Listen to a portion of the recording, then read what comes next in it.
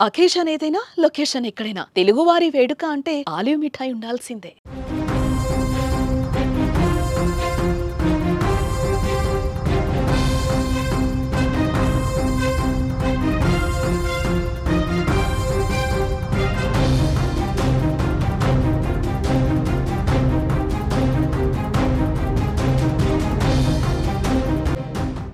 దెబ్బ అదుర్సు కదూ. పాక్ వెన్నులో వణుకు పుట్టింది కదా. ఉగ్ర శిబిరాల పీచ మనిచింది కదా. పీఓకేలో దాచుకొని భారతదేశాన్ని దొంగ దెబ్బ కొట్టాలనుకుంటున్న పాకిస్తాన్కు సరైన గుణపాఠం చెప్పాయి భారత త్రివిధ దళాలు. అర్ధరాత్రి 1:44 భారత శక్తి సామర్థ్యాలేంటో ప్రపంచానికి చూపించాయి. క్లియర్గా పాకిస్తాన్లో ఒక్క పౌరుడిని కూడా, ఒక్క సామాన్యుని కూడా టార్గెట్ చేయకుండా కేవలం ఉగ్ర స్థావరాలే టార్గెట్గా భారత్ దాడులు కొనసాగాయి. కేవలం ఉగ్రవాద శిబిరాలనే టార్గెట్ చేసి క్లియర్గా పాయింట్అవుట్ చేసి ఆ దాడులకు పాల్పడ్డాయి. విజువల్స్లో మనం చూస్తున్నాం, భారత సైన్యం వదులుతున్న మిస్సైల్స్ ఒక్కొక్కటిగా వెళ్ళి పాక్ భూభాగంలో ఉన్న ఉగ్ర స్థావరాలని పేలుస్తున్న దృశ్యాలవి. పాక్ ఉగ్ర పీఓకేలో, పాక్ ఆక్రమించిన కశ్మీర్లో, పీఓకేని స్వాధీనం చేసుకున్న కశ్మీర్ కేవలం ఉగ్రవాదాన్ని మాత్రమే ఈ ప్రపంచానికి ఉత్పత్తి చేస్తున్న పీఓకేపై భారత ఆర్మీ, భారత నేవీ, భారత ఎయిర్ ఫోర్స్ కలిసికట్టుగా చేసిన ఈ దాడిని చూస్తే ఏమనిపిస్తుంది? నిజంగా దెబ్బ అదుర్సు కదా. ఈ దాడిలో 100 మంది వరకు పాక్ ఉగ్రవాదులు చనిపోయినట్టుగా సమాచారం అందుతోంది. అయినా పాకిస్తాన్ ఇంకా దొంగ నాటకాలు ఆడుతోంది. పాకిస్తాన్ తమ పౌరుల పైన దాడి చేసింది భారత్ అంటూ ప్రపంచానికి తప్పును ఎగుమతి చేసే ప్రయత్నం చేస్తుంది. తమ పౌరులను టార్గెట్ చేశారని చెబుతోంది. కానీ భారత సైన్యం కానీ, భారత త్రివిధ దళాల అధిపతులు కానీ చాలా స్పష్టంగా చెప్తున్నారు, పాకిస్తాన్ ఎక్కడైతే ఉగ్రవాదాన్ని పెంచి పోషిస్తుందో, ఏ మదర్సాల్లో ఉగ్రవాదులకు ట్రైనింగ్ ఇస్తుందో, ఎక్కడ జైషే మహమ్మద్, లష్కరే తోయిబా, హిజ్బుల్ ముజాహిద్దీన్ లాంటి ఉగ్రవాద సంస్థలు భారత్పై ఉక్రోషాన్ని నింపుతూ, అక్కడ ప్రతీకారాన్ని నేర్పిస్తూ, భారత్లో రక్తపాతాన్ని సృష్టించేందుకు ఉగ్రవాదుని తయారు చేస్తుందో అక్కడే దాడులు చేశామని చాలా స్పష్టంగా చెప్తుంది. ఈ విషయాన్ని భారత్ కేవలం పాకిస్తాన్కి మాత్రమే కాదు, భారత మిత్ర దేశాలన్నింటికీ ఉదయం నుంచే ఎక్స్ప్లెయిన్ చేస్తోంది. ఈ దాడిని భారత్ చాలా స్పష్టంగా కెమెరాలో రికార్డు చేసింది.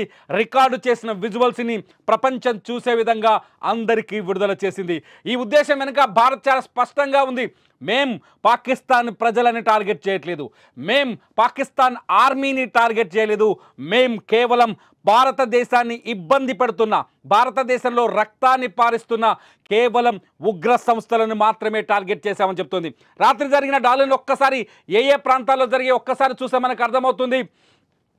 మర్కజ్ సుబాన్ అల్లా, బవహల్పూర్, ఇది జైషే మహమ్మద్ స్థావరంగా ఉంది.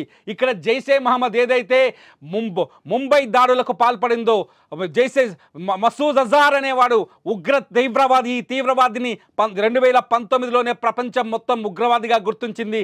మసూద్ అజార్ నడిపిస్తున్న జైషే మహమ్మద్ ఉగ్ర స్థావరం పైన మర్కజ్ సుబాన్ అల్లా బహల్వల్పూర్లో దాడి చేసింది. ఇకపోతే మర్కజ్ తైబా మురిద్కే, ఇది LET అంటే లష్కరే తోయబా కేంద్ర కార్యాలయం.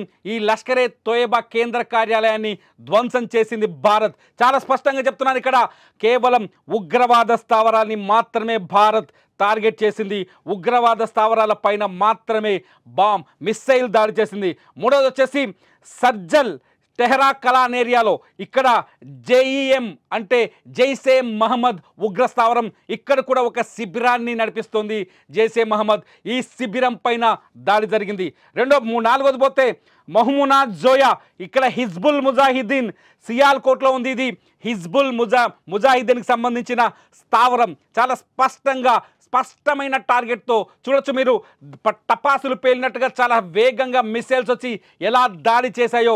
ఇది మహ్మునా జోయా, ఇది సియాల్కోట్లో ఉన్న హిజ్బుల్ ముజాహిద్దీన్ ఉగ్రవాద సంస్థ స్థావరం. ఈ స్థావరం పైన దాడి చేసింది. మర్కజ్ అహ్లే హదీత్, ఇది LET లష్కరే తోయిబా ఇది బర్నాలాలో ఉంది. లష్కరే తోయిబాకు సంబంధించిన ఇది స్థావరం. ఈ స్థావరం పైన భారత్ దాడి చేసింది. భారత త్రివిధ దళాలు రాత్రి అటాక్ చేశాయి. ఇకపోతే ఆరోది మర్కజ్ అబ్బాస్ ఇది కోట్లీలో ఉంది. పాక్ ఆక్రమిత కాశ్మీర్లోని కోట్లీలో ఉంది. ఇక్కడ కూడా జైషే మహమ్మద్ ఉగ్ర స్థావరం ఉంది. ఎంతోమంది భారతీయుల ఉసురు తగిలింది జైషే మహమ్మద్కి. ఇవాళ నేలమట్టమైంది జైషే మహమ్మద్. 7వ దగ్గరకు పోతే మస్కర్ రహిల్ షహీద్ ఇక్కడ హిజ్బుల్ ముజాహిదీన్ కాశ్మీర్లో అల్లర్లని, కాశ్మీర్లో ఉగ్రవాద చర్యల్ని, కాశ్మీర్లో రక్తపాతాన్ని ప్రోత్సహిస్తుంది. కాశ్మీర్లో తిరుగుబాటు తత్వాన్ని అక్కడి యువతని తిరుగుబాటుదారులుగా మార్చింది. తీవ్రవాదులుగా ఉగ్రవాదులుగా మార్చి సామాన్య ప్రజల్ని బలి తీసుకుంటున్న హిజ్బుల్ ముజాహిదీన్ పైన దాడి జరిగింది. 8వది వచ్చేస్తే షవాయి నల్లా క్యాంప్ ఇది ముజఫరాబాద్లో ఉంటుంది. ఇది పాక్ ఆక్రమిత కాశ్మీర్ కాదు, ఇది పాకిస్తాన్ ముజఫరాబాద్. భారత సరిహద్దు వెంట ఉన్న పాకిస్తాన్ సింధు పరివాహక ప్రాంతంలో ఉంటుంది. ఇది ముజఫరాబాద్ పైన అటాక్ జరిగింది. ఇది 7వ ప్లేస్. ఇకపోతే 8వది సైద్నా బిలాల్ క్యాంప్ ఇది కూడా ముజఫరాబాద్లో ఉంటుంది. ముజఫరాబాద్ పాకిస్తాన్లో ఉగ్రవాదానికి మూల కేంద్రం. జైషే మహమ్మద్ ప్రధాన కార్యాలయం సైద్నా బిలాల్ క్యాంప్. ఇది మసూద్ అజార్ స్థావరాన్ని ఏర్పాటు చేసుకున్నారు. మసూద్ అజార్ ఇక్కడి నుంచే భారత్ పైన ఉగ్ర దాడులకు ప్రయత్నించారు. మొత్తానికి పాకిస్తాన్ ఇప్పుడు కుయుక్తులు పలుకుతోంది. మా పైన కేవలం 6 చోట్ల మాత్రమే దాడులు చేసింది. ఈ 6 చోట్ల కేవలం పౌరులు నివసించే ప్రాంతాల్లో దాడులు చేసింది, పౌరులపైన దాడులు చేసిందని తప్పుడు ప్రచారాన్ని, తప్పుడు వార్తల్ని, తప్పుడు సమాచారాన్ని ప్రపంచానికి ఎగుమతి చేసే ప్రయత్నం మొదలుపెట్టింది పాకిస్తాన్. ఇక్కడ ఇంకో విషయాన్ని గుర్తుపట్టాలి. పాకిస్తాన్ మొదటి నుంచి యుద్ధానికి సిద్ధంగా ఉన్నాం, మిస్సైల్స్తో సిద్ధంగా ఉన్నాం, రాకెట్ లాంచర్లతో సిద్ధంగా ఉన్నాం, బార్డర్ వెంట సిద్ధంగా ఉన్నాం చెప్తూ వస్తుంది పాకిస్తాన్. కానీ ఏం చేసింది? భారత్ మిస్సైల్ అటాక్ చేస్తే అర్ధరాత్రి 1:44 భారత్ మిస్సైల్ అటాక్స్ గురి పెడితే పాకిస్తాన్ దాన్ని ఆపలేకపోయింది, అడ్డుకోలేకపోయింది. ఇప్పుడు అనిపించట్లేదా మీకు దెబ్బ అదుర్సు కాదు? దెబ్బ అదుర్స్ అనిపిస్తుందా లేదా? ఒక్కసారి పహల్గామ్ దాడిని గుర్తు చేసుకోండి. అక్కడ మహిళలు, మన భారత మహిళలు కన్నీళ్లు కార్చిన దృశ్యాన్ని గుర్తు చేసుకోండి. మా భర్తల్ని చంపొద్దని వేడుకున్న దృశ్యాన్ని గుర్తు చేసుకోండి.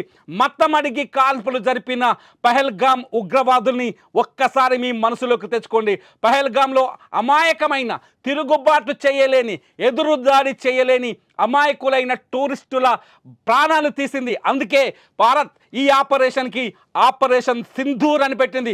సింధూర్ అంటే అర్థం ఏంటో తెలుసా?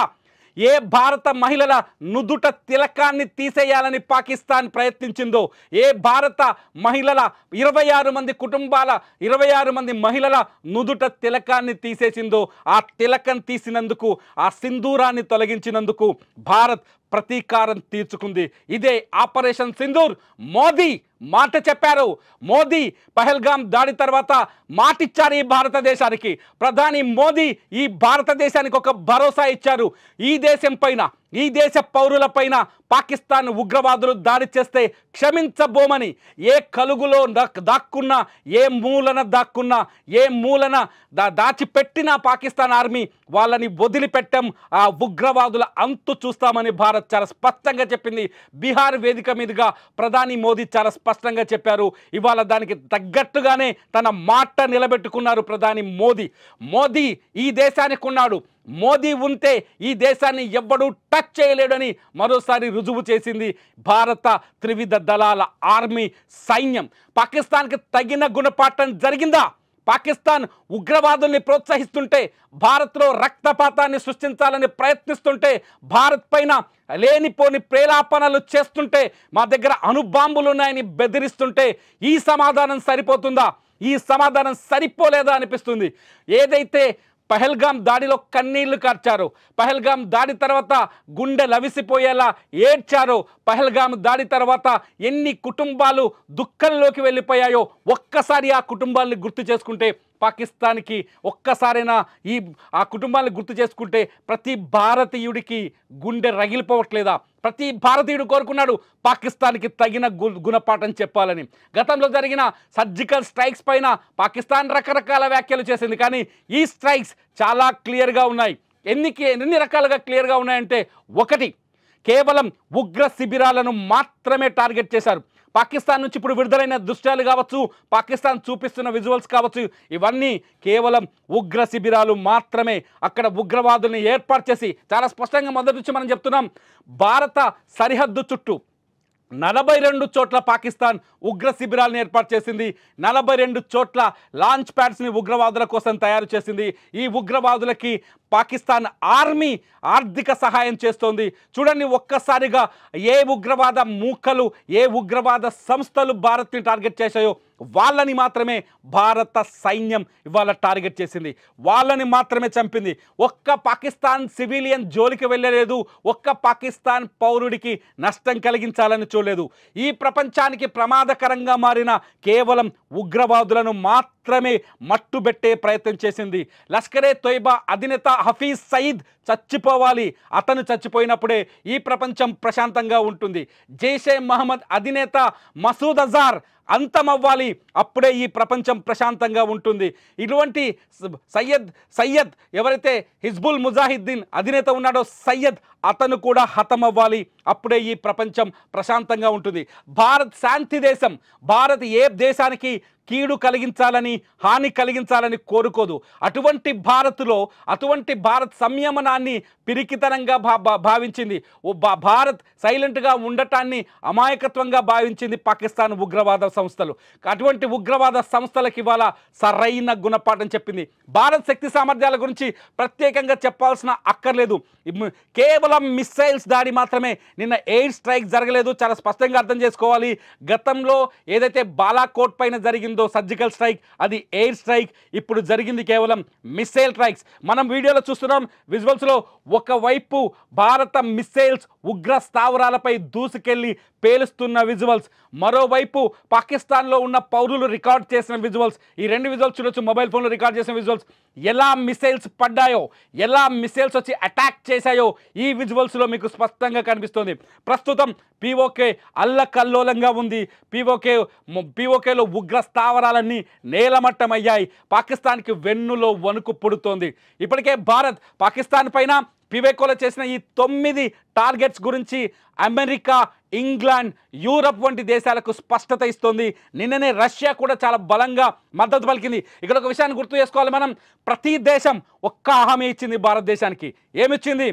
భారత్ పోరాటం చేస్తోంది ఉగ్రవాదం పైన, ఉగ్రవాదానికి వ్యతిరేకంగా భారత్కు అండగా ఉంటామని. ఇవాళ ప్రపంచం మొత్తానికి భారత్ జవాబు చెప్పింది. ప్రపంచం మొత్తానికి ఇచ్చిన మాటని నిలబెట్టుకున్నామని భారత్ అర్థమయ్యేలా చెప్పింది. మీరిచ్చిన మద్దతుకి మేము ముందుకెళ్ళామని ప్రపంచ దేశాలకి, భారత్కు మద్దతిస్తున్న దేశాలకి స్పష్టతనిచ్చింది. చైనా కూడా ఇవాళ నోరు తెరపలేని పరిస్థితి. ఎందుకంటే భారత్ దాడి చేసింది కేవలం ఉగ్ర స్థావరాలపైనే, కేవలం ఉగ్రవాదులనే టార్గెట్ చేస్తూ వచ్చింది. ఈ ఉగ్రవాదులే కశ్మీర్లో పహల్గామ్లో 26 మంది అమాయకులని బలి తీసుకున్నది. ఈ ఉగ్రవాదులే పుల్వామాలో 2019లో 42 మంది సిఆర్పిఎఫ్ జవాన్లని బలి తీసుకుంది. ఈ ఉగ్రవాదమే కశ్మీర్లో సీమాంతర ఉగ్రవాదాన్ని ప్రోత్సహిస్తూ అల్లకల్లోలాన్ని సృష్టిస్తుంది. ఈ ఉగ్రవాదాన్ని అంతం చేస్తే, ఈ ఉగ్రవాదాన్ని ఖతం చేస్తే ప్రపంచం మొత్తానికి శాంతిని ప్రసాదించినట్టు అవుతుంది. దక్షిణాసియా మాత్రమే కాదు, ప్రపంచం మొత్తంలో ఈ ఉగ్రవాద సంస్థలు ఒక్కో ఉగ్రవాద సంస్థకు తోడ్పాటుగా పనిచేస్తున్నాయి. హమాస్ లాంటి ఉగ్రవాద సంస్థ కూడా పహల్గామ్ దాడిలో పాత్ర తీసుకుంది. హమాస్ లాంటి ఉగ్రవాద సంస్థ కూడా భారత్ పైన ప్రతీకారానికి సహకారం చేసింది. హమాస్ లాంటి ఉగ్రవాద సంస్థలకు కూడా ఇప్పుడు సమాధానం చెప్పినట్టుగా అయింది. మొత్తానికి ఈ దాడిని మీరెలా చూస్తారు? ఈ దాడిని మీరెలా భావిస్తున్నారు?